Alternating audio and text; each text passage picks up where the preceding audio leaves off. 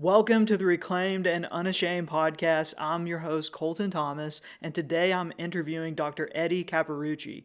We've had Dr. Eddie on the show before, but today we're going to talk more specifically about one of his books, Why Men Struggle to Love. And some things that we have to look forward to that are coming up in this episode are the topic of why is it that so many men seem to struggle to experience deeper intimacy and really understand their emotions, right? There's this concept of having high emotional intelligence or high emotional IQ, and it seems like a lot of men are, to be honest, afraid of their emotions. Emotions are powerful, and when we don't understand them, we tend to be very avoidant, very dismissive. We have a difficult time resolving conflicts with people that we love, and as a result, we turn in these moments where we don't want to confront our emotions. We turn to things like pornography and other unwanted habits and behaviors. And today we're going to talk with Dr. Eddie about why that is. And we're also going to talk about some possible solutions as well as blind spots, because the difficult thing about blind spots is that you can't really see your own blind spots. And so often men who struggle to love and who are struggling with pornography don't really even see or understand the reasons why they're struggling. And so my hope and my prayer is that this episode will help you a lot in that, gaining new insights and understanding into your situation. As always, please like or subscribe to support the channel and the podcast. We really appreciate your support. And now we're going to get into it. Here's my conversation with Dr. Eddie Capparucci. All right. Well, Dr. Eddie, welcome back to the Reclaimed and Unashamed podcast. I'm so excited to have you here again. And man, last time we just had such a rich conversation. We talked about your book some, going deeper. And then you've got a more recent book that's come out too called Why Men Struggle to Love. And so, anyways, I've been reading your material. I've gotten certified now in your course, which is exciting. I just really wanted to have you back as a mentor and just someone who's been helping me a lot in my own professional growth and career here. So thanks so much for your time this morning. Appreciate Well, it. thanks for having me back on. I so much enjoyed, the last time we were here, and plus our other conversations that we have. So always Yeah. excited to sit and talk with you. Yeah, absolutely. So as I've thought about our last podcast and conversation together, something that has surfaced now in my work that I've really been wanting to ask you about, and I know this is related to your book, Why Men Struggle to Love, but it's that I keep coming across men who are struggling with pornography, who are struggling with sex addiction, who really are just want to feel wanted, want to feel desired, and they're either in a relationship where they're not feeling, maybe sexually wanted or sexually desired very much, and that could be for a variety of reasons, right? Or they're single and they're kind of lonely and they're not feeling wanted or desired there either.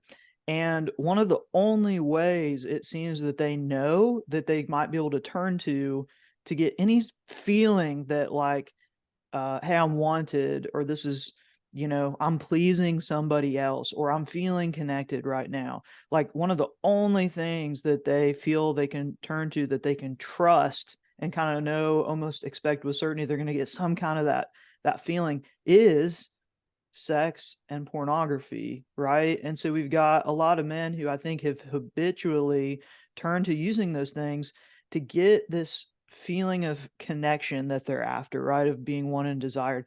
I'd just love for you to start off our episode by speaking into that. That many men feel, emotional connection through physical intimacy. See, what they confuse emotional intimacy for Mhm, physical intimacy.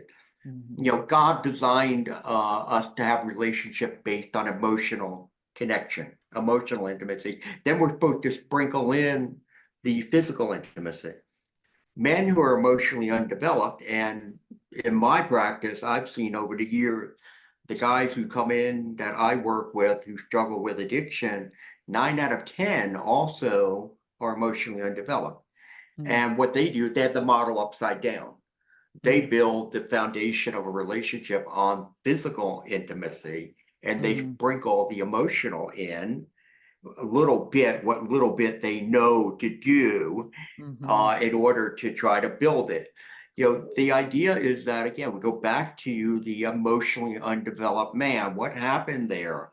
And this is what the idea of, what was the driver for writing this book, was seeing that so many men, they could learn how to stop the pornography, how to stop acting out. They were able to manage that and deal with that behavior a lot through my inner child model. However, they were still struggling in their relationships Mm-hmm. because they don't know how to emotionally connect and engage. So therefore, this was causing a lot of problems between them and their spouse or their partner.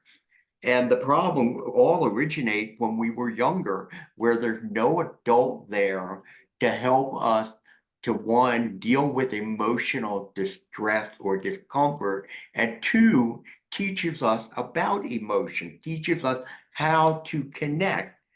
So if you don't know how to really emotionally bond, and now you come across pornography, let's say maybe at the age of 13, 14 or such, then all of a sudden it's like, oh, that's bonding. Look at those two. Look at Mm-hmm. them. They're bonding. They're connecting. And Mm-hmm. now the add on to it, the rush that comes from the neurotransmitters that are Right. being activated in the brain, we cross the wires and we look at that and say, that's connection. Right. The physical stuff. That's the way you connect. And so therefore, for a man, it becomes this idea that I never feel more loved than when somebody is being physical with me or Mm-hmm. sexually engaging with me. And let me show you how much I love you by how I can make you feel Mm-hmm. sexually, how I can, get you excited and bring you to a certain Mm-hmm. level. And that is what will bond us and connect us. And that's the problem. It is a problem with many men who Mm-hmm. struggle with addiction. Yeah, and I can see that, clearly as well, just in the work that I've done so far. And to add to that, I think that sex also becomes, for so many men, their real only source of excitement or arousal in their lives as well. And so feelings that life is, I don't know, exciting, or that you have something to look Yeah. forward to. You just don't get that kind of energy, that kind of rush from other things in your life Right. if you haven't, carefully created a life that you wake up and Right. look forward to living, if that makes sense. You're you're touching on two of the 14, what I call blind spots. And the Okay. blind spot are the issues that men have that prevent them from Mm, building and developing secure relationships. And what you're mhm. talking about is one is with them, lack of contentment. Mm, This is it. This is yeah, all life is. And yeah. so therefore they struggle. The other is many of them have limited interest and passion.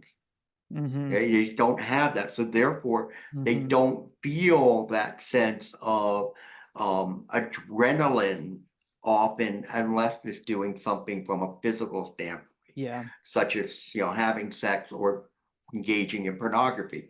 yeah, That's where they get the high level of stimulation yeah. as they move forward in their life, but Mhm, it's not enough.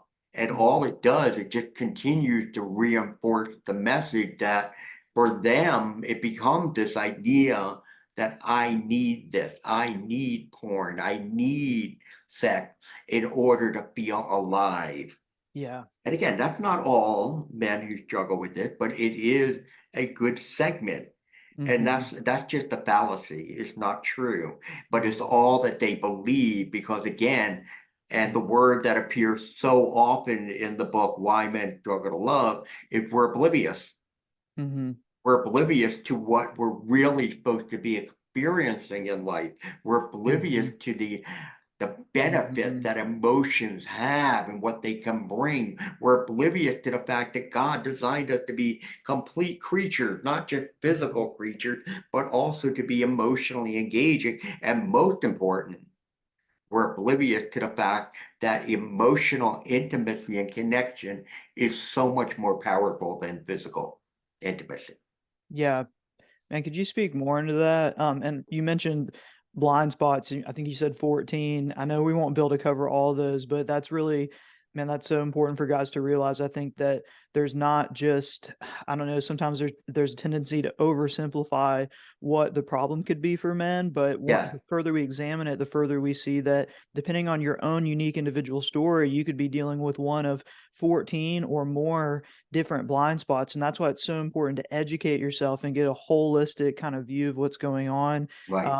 And so, anyways, I just want to point that out really quick, but then I want to come back. You just said something really important, that there's so much more power in emotional intimacy.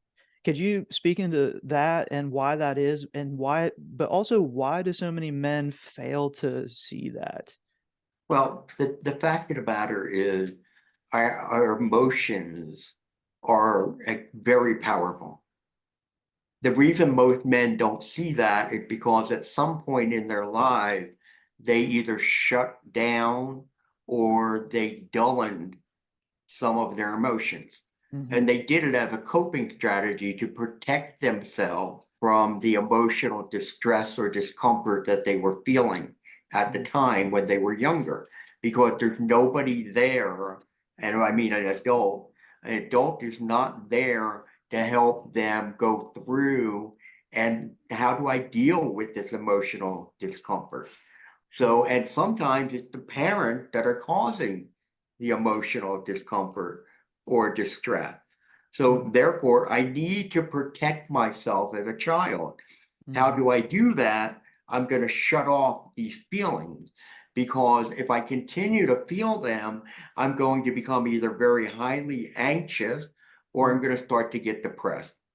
So mhm, that's the coping strategy. And then we just take that coping strategy into the rest of our life and we don't develop what we need from an emotional IQ to be able to engage in very healthy relationships. Our relationships are rather unhealthy, and we're not providing those who we bring into our world, our partner, our spouse, we're not providing them what they're really looking for and what they need.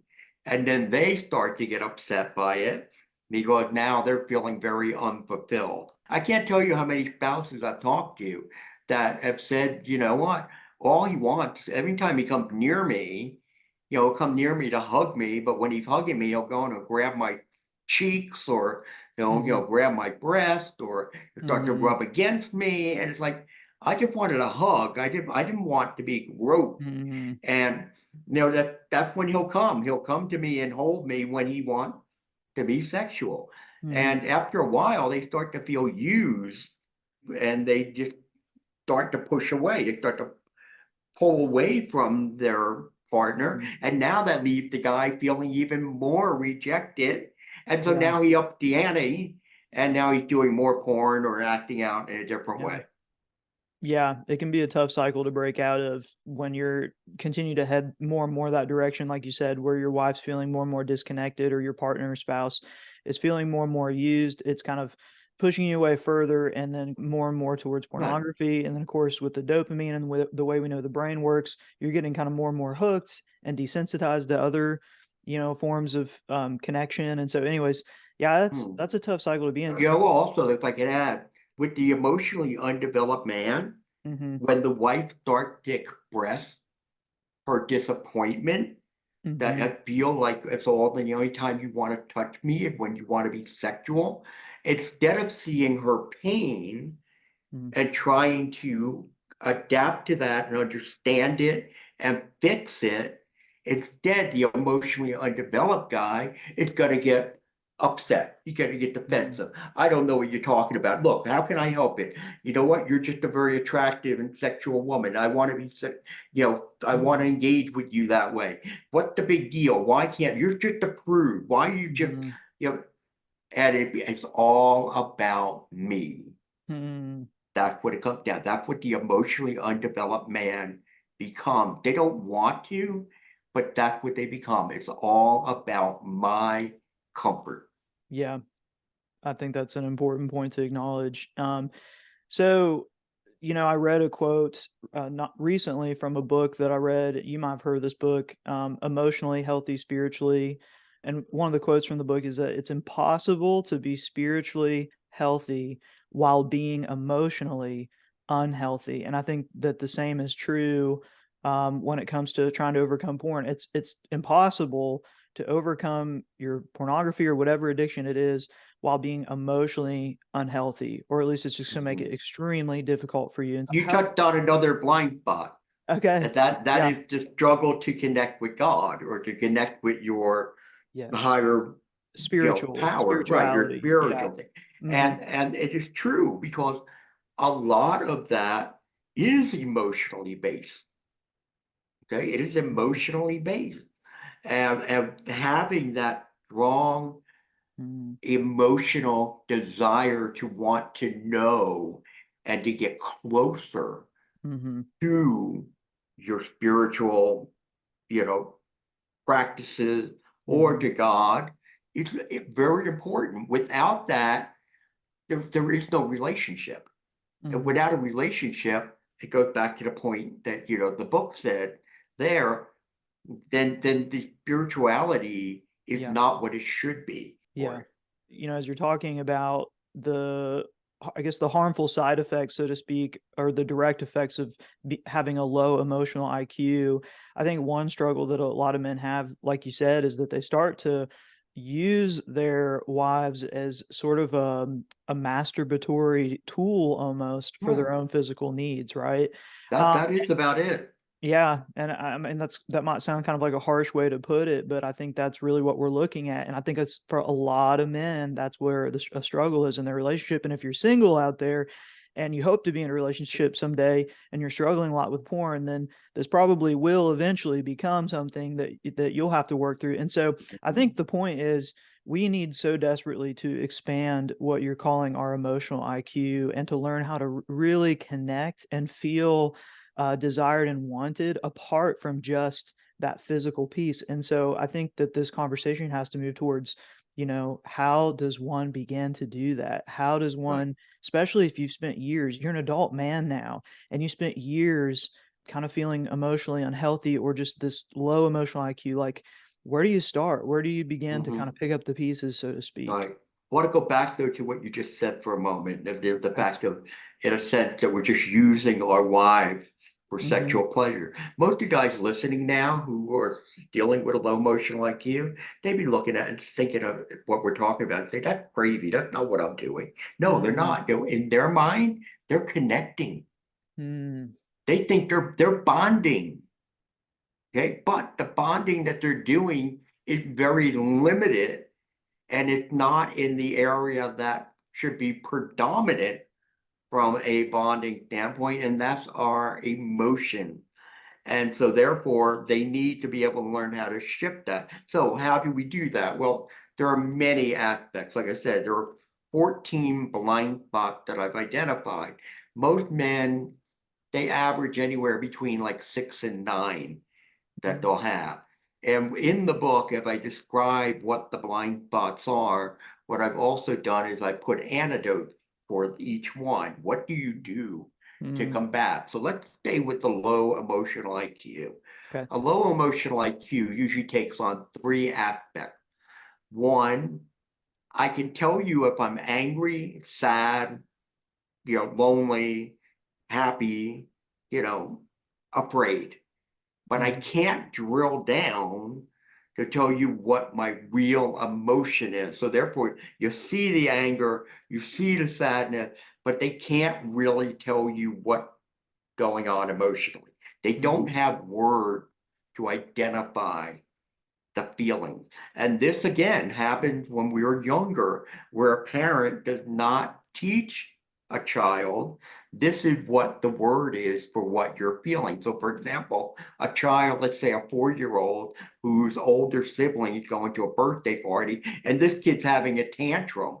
Because he wants to go, he wants to go, and the parent, mother comes and goes, if you don't knock it off, you're going to go to your room and you're going to stay there for the rest of the day. Stop it. Stop acting this way. She taught him nothing except don't feel anything. Mm-hmm. What the parent who's going to teach their kid to be emotionally developed is going to do is, okay, honey, whoa, what's wrong? She knows what's wrong. What's wrong? And I want to go. I want to go. Yes, you want to go to the party. Yeah, I want to go to the party. Yes, you know what? I understand you want to go to the party. The party is for older kids. Yeah. Wait, wait. Okay. Now don't go Mhm. down the pathway of there'll be more parties for you. There'll be all that. No, that's not it.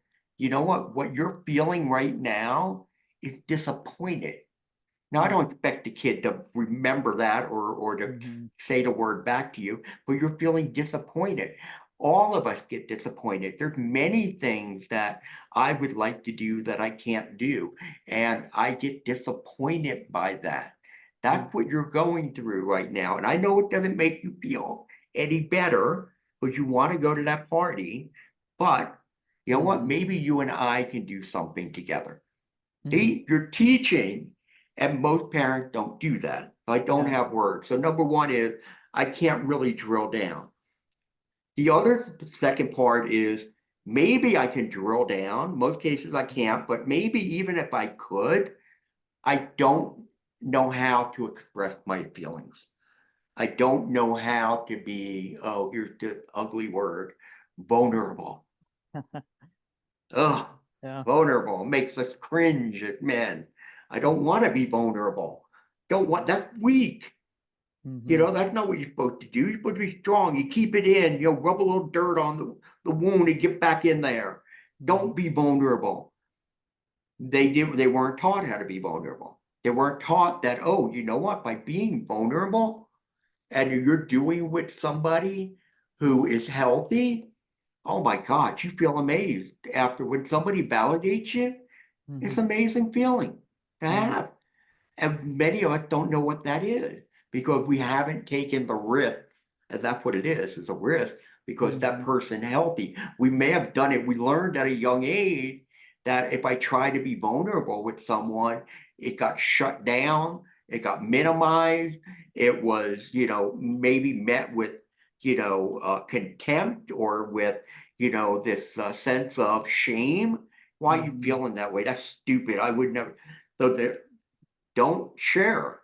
I don't Mhm. share. And then finally, the third part of a low emotional IQ is the idea that when other people try to be emotionally vulnerable with me, it causes my anxiety to increase and I can't handle it. I don't know what to do with these feelings. So what do we do? There's the joke about men, oh, fix it. Oh, I got a Mhm. solution for you. I know what you can do. And in some cases, we don't go that way. What we'll do is we'll minimize it. It's not a big deal. It's like just we're doing the same thing somebody did to us when we were younger, or we'll withdraw and say, look, I just don't have time to deal with it. You have to figure it out on your own. Mhm. So without that base Mhm. of emotion, the emotional IQ, we can't engage fully with people. So Mhm. we do it on a 10,000-foot level, Mhm. but in doing that, we're missing out on all of the benefit that emotion can bring to it. Yes, emotion can cause a lot of pain. There's no doubt about it. They Right. cause pain. But it's during that pain that we grow. It's learning to sit with that pain, which is another blind spot, the inability to sit with emotional discomfort. Mhm. Not being able to do that, we're just running. And that is the biggest reason for your addiction right now. Mhm. You can't sit with your emotional distress. You couldn't do it as a child. And you taught yourself, and people who watched our last podcast heard this because I can't sit with this emotional pain as a child. I learned, you know what? I won't think about it. That's Mhm. my solution. That was my coping strategy. And how do I do that? I distract myself. Too much food, too much sugar, too much television, too many video games. Keep going right down the list. Right. All right. Anything but sitting with that pain. Well, you take that into your adolescent, teen world, adult world, and all you do is you trade out the behaviors.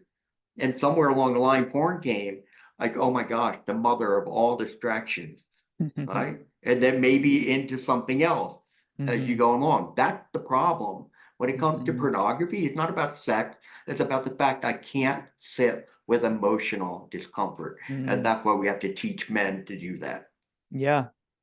So true. And taking that even a step further, for some men, turning to pornography might not only just be a distraction from not wanting to sit with their emotions or being vulnerable, but it also, pornography, through the specific types of pornography they're looking at, could even be a way of sort of working out, trying to work out, meeting some of the emotional needs that they have through Oh, that, right? I will say this, okay, and I've heard this so often. I'm sure you've heard it too.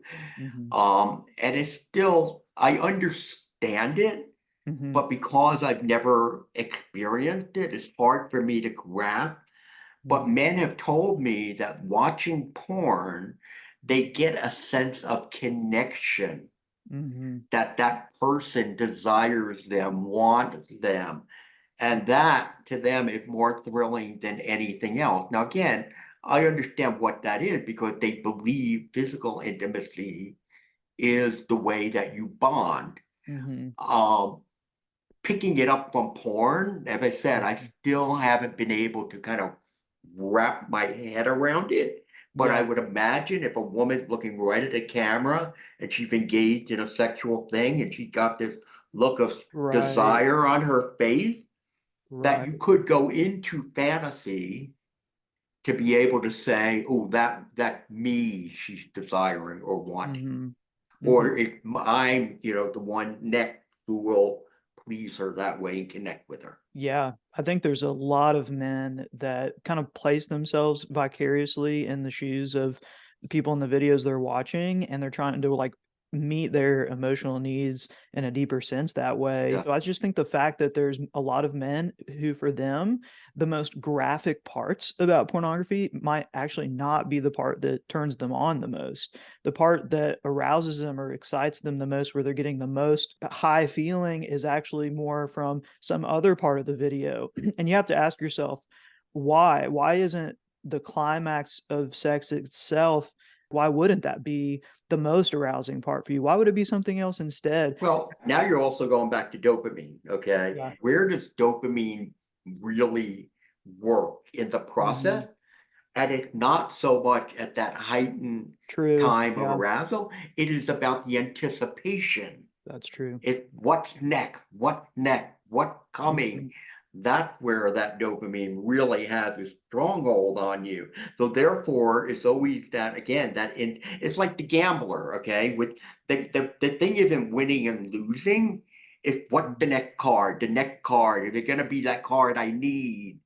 Hmm. Okay, that's what they're really focused on, their attention. That's Hmm. where the dopamine is busy at work. Yeah. So therefore, it's always that's what you've heard, the fact that like the hunt sometimes it Hmm. seems to be more invigorating The than the thrill of the actual act chase. itself. Yeah. Right, Yeah. right with that. No, I think that's a good point that you brought up there too. I think the point is just to be curious about what is it from the pornographic content you're watching that's really stimulating you, and how could that be related to these underlying emotional needs and this low IQ that you're You're dealing with. talking about the inner child model again, Now we right? You're are. talking that's That's where right. you're back to the why question. The why Why question. do I think, feel, and Hmm. do what I do? And understanding that, what does it do? It empowers you. Yes. I got power. I understand why that is so tempting. Yeah. So now I can start coming up with the strategies to be able to desensitize myself from it. Hmm. But go back to the word again, oblivious. Hmm. Oblivious. I just do it. That's what Yeah. happens. I do it. I've always done it. And that's what. If you don't understand why, you Hmm. will. That's where you'll stay. Yeah. You'll stay in that place where nothing ever changes. And what Hmm. we're looking for is to change everything. Okay. Not just get rid of the bad behavior, but Hmm. also to learn how to bring our heart more into the process, how to turn our prefrontal cortex on fully versus like a dimming bulb that goes on and off. No, let's turn the thing on bright and so Hmm. that we can really think things through. We're not guided by those immature, childlike emotions. Instead, we're guided by Hmm. rational thinking. We Hmm. are different creatures Yeah. We're different people, and that's what the whole real aspect of recovery should be about. Yeah. And just so you guys know, the prefrontal cortex is a part of our brain responsible for that rational decision making, right? And what happens is when we get these strong urges, we get hit like fight, flight, or freeze. If we have not matured to a certain extent, we're not able to think rationally in moments of, temptation. But as we mature, as we gain an awareness, like you're talking about our emotions and our past, we understand that why question, then you might be surprised that this more rational thinking emerges, even in the midst of temptation. But that takes time, right? It It takes does time, it take takes time. It practice. it take and it all starts with my number one rule: Hmm. slow everything down. Hmm. If you don't, so because we don't, we have our head down and we're running through life. Hmm. We have to have our head up and observing all around us. How am I doing? How am I doing mentally, emotionally, physically, spiritually? What are the needs and wants of other people? What are the pain points that my partner's going through? Okay, these are not things that we normally focus on. We're focused on the things that are important to us, the things that interest us, the things that are troubling us, the things Hmm. that bring us pleasure. That's where we are. It's me, me, me. There is Yeah. no place Hmm. in the recovery process for just me. It is not about me. Hmm. It has to be that way. And that's difficult because we've made it about us. Why? Because when we were younger, nobody made it about us. Oh, Hmm. maybe they taught you how to play baseball. Maybe they taught you how to play the guitar. Maybe they taught you about church and things like that. But when it comes to emotional growth, they weren't there. Yeah. Good thoughts, Dr. Eddie. So I have another question, and that is, I also work with a lot of guys who have been trying to recover from porn for a long time, and they've spent money in other programs. They've worked with therapists already. And so I think that there's a lot of men out there who do have some degree of awareness that they need to grow an emotional IQ. I think at some point, though, men are still kind of latched on to pornography because you said something earlier in the episode. They think that they need it.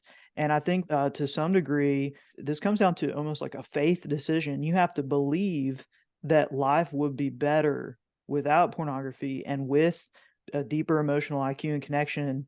Like, if you don't believe that that's possible, Mhm.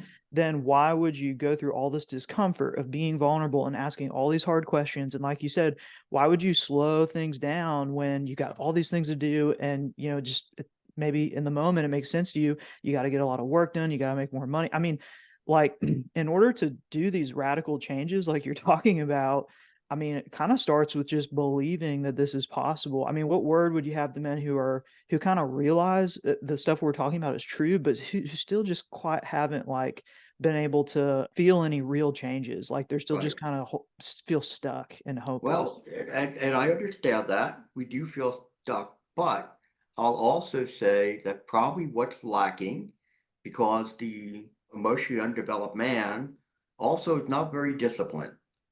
You may be disciplined in certain things, you could be very disciplined in your work or maybe your workout routine. But when it comes to the things that need to be done from a self-care perspective, when it comes to the things that need to be done from a relationship perspective, they are not disciplined. And that's where we need to start. And you begin with the idea of what do you want from life? Mm. What do you want in your life? Mhm. Let's go even deeper. What about your legacy? What is Mhm. your legacy going to be? What do you want people to say, at your funeral? Mhm. What do you want that eulogy to sound like? And look at that. And there's even an exercise where you sit and you write out, what is that eulogy that I Mhm. do? But then with that, understanding what do I want?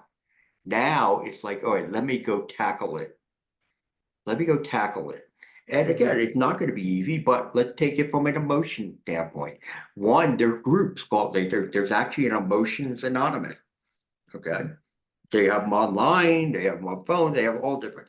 You maybe look into something like that. There are other ones also that are out there. Maybe what you do is you start to prepare yourself, watching things like movies, watching television, reading novels, but taking your time, not just, okay, here's the story, blah, blah, blah, but what that emotion, wait, stop, let me put it on pause. That character, what are they feeling right now? What do I think they're feeling? There's something that's called an emotion wheel. Go Yeah. online, right? Type in emotion wheel on Google and look at images and they'll come up. Or better yet, go to Amazon and type it in and buy one. It costs like $6. Okay, and you have it, it'll show you all the different emotions and sit there with it and look at, okay, what is it? Mm-hmm. And figure out what those emotions are. And then what about me? When have I ever maybe felt something like that? It takes a lot of self-reflection, Yeah. a lot of self-reflection. It is hard work, but it is so worthwhile. Yeah. And again, it comes down to the idea of commitment. Are you Mm-hmm. going to be committed to making change and not just the change of, oh, I'm no longer doing that, but the change of my heart that I am being more outwardly focused. I am being more mindful. Mm-hmm. I am being less compulsive. I am not being as spiritual. So those are some of the things they have to do. That's why I go back to what I said before. It's like changing everything. Right. You change everything. Yeah. Yeah, what I'm hearing you say is you have to be willing to become a student of your emotions and make a lifelong commitment to that. And this is kind of where to the spiritual and faith-based side comes in for me as a Christian, that I really believe that if you make that commitment in your heart, that you want to make it not just about you, like you were saying, like you want to deny that part of yourself in order to expand your emotional IQ and connect more with the people in your life that you love and Right. connect more with God, I think God will come in and he will help you to do that. He will come in and Yeah. he'll help you because it does seem like an overwhelming and impossible task at times, to be honest. And I think that that's where that faith comes Right. in, that like there's power there in that spiritual Mhm. aspect that he's Yeah. promised. I think it's important for men to also understand you're never going to be perfect at this. Hmm. You're not. I mean, if you're on this end of the spectrum, okay, you're not going over to this end of the spectrum. Hmm. All right, you're going to go here. That's about it. Maybe 30%, 40% more. But wow, how different that looks like. And then it's the rest of your life just moving gradually. But you're not going to wind up over there. This is almost like you are going back and you're putting yourself on the pathway of sanctification. Hmm. Okay, for those of you who don't understand what that is, that this is my pursuit to be more spiritually Hmm. connected, to be more Christ-like, okay, from a Christian perspective. Growing, it's about growth. It's all about growth. See, when you cut off those emotions, there's a part of you to stop growing. Hmm. It's very sad. It's sad that we stopped. Hmm. Well, guess what? You can start again. Yeah. You can begin once again. And again, this book, Why Men Struggle to Love, is Yes. a good starting point for that. Yeah, that's a tremendous resource. I definitely want guys to check out your book. You know, it makes me think about how, for example, take like someone who decides they want to be a bodybuilder. They want to study their body. And I mean, we're talking about an intense amount of calculations, getting very precise about your caloric intake and as well as what types of food you eat and the types of Mhm. workouts you're doing and when. Think about how much intentionality that takes, how much discipline. Also think about someone who's a mountain climber and you're going to plan an expedition to climb one of the world's highest Mm. peaks. Here's the thing though, there's a lot of men who want to kind of tackle the journey of the body or make these accomplishments, tackle the journey of summiting that high mountain. But how many of us have decided to turn that journey inward to tackle the journey of emotional IQ and knowledge and self-awareness, right? There's an inward journey that's just as great, Mm. honestly, probably just as challenging. And we don't need to be necessarily, like metaphorically speaking, bodybuilders from an emotional standpoint either. But like you said, what if we could just increase this ability we have emotionally by 10, 20, 30%? How much would that change our lives? Oh, it'd be huge. It would be Yeah. huge what it would do to change our life. Because again, what we're going to feel is we're going to feel a sensation. We're going to feel emotion we've never felt before. We're going to feel a sense of joy in our lives. Okay, not just happiness, which is based on circumstance. We're going to feel joy Yeah. because, as I said before, emotional intimacy is much more powerful than Mm, physical intimacy. yeah. And that's where we should be aiming for to grow. We need to learn to grow. And one of the biggest problems we have in being able to commit ourselves to this is fear. Fear that I'm not going to get it right, fear that I'm not going to be able to do it well, fear that people are still going to, you know, trash my emotion. I understand. I get it. I'm not telling you not to be afraid. What I'm saying though is hold on to those fears and move on Mhm. despite them. You owe it to yourself and you owe it to your loved ones that you can learn to be an emotional being and Mhm. move away from being an unemotionally, developed man. Yeah. That's really well said. And I don't want guys to get confused either because, we're talking about don't make it all about yourself. And I think there's part of it's just like denying yourself, realizing that life is so much more than just about you. But we're saying that like in the best way possible because life, when it's not just about you, can actually be so much better. And we're not trying to downplay your fears if you're listening out there. Like, it's not that. We're saying we don't care about like whatever it is you're feeling or fearing or going through because the things that you're feeling, they are important, but you just can't make those things only about you and kind of turn everything inward like Dr. Eddie's saying. There's a balanced way to go about this where you are in attunement with yourself, but you're also living in attunement with others and you're not just making it about yourself. We're not really talking about like total self-denial in the sense that like what you're feeling, what you're fearing doesn't matter. That's not what we're saying at all, right? Agreed, fully agree. Mm-hmm. What you feel is what you feel. Mm-hmm. But unfortunately for many of us, again, in that stage of being emotionally undeveloped, we try not to feel anything Mm-hmm. and accept those core emotions that I talked about. And Yeah. it's so important that we go deeper. Yeah. Awesome. Well, man, I've loved this interview again today. This was just another grand slam. I feel like conversation for guys listening. I know this is going to add so much value. So thank you so much for bringing your expertise into this interview, Dr. Eddie. And I know you said it in our last podcast, how guys can find your work and check out your book, but would you just tell us again, if guys want to look at your work and what you're doing, where can they Right. find you? Right. Well, all my books are available at Amazon exclusively. So just type in Capparucci and you will find them there. If you have a question or concern about something, you can reach out to me personally. I respond to everybody at edcappa, EDCAPPA at gmail.com. And I'll be happy to answer your question. And that's where you guys can connect with me. Awesome. And thanks so much for sharing. And I'll be sure to link to your stuff again in the show notes of the podcast so you guys can find that link there for anyone that's having a hard time spelling Capparucci. So, Cool. well, thanks again so much, Dr. Eddie. Hope that you have a wonderful day and a wonderful week. And I know at some point I'm going to come back and sick the hounds on you to get another podcast episode, but I know you're also incredibly busy. So, again, just thank you so much for your time today. You're welcome. God bless you. Yeah. God bless you as well. All right, man, that was a great episode with Dr. Eddie. So many actionable steps and takeaways from that. If I had to choose one, I think it would be to increase your emotional capacity, your ability to understand your emotions. And a simple way to do that could be to get one of those emotional color wheels that Dr. Eddie mentioned. And I love to use this in therapy as well. But get one of these color wheels, and from time to time, when you're feeling something, find on the wheel an emotion that best describes how you're feeling.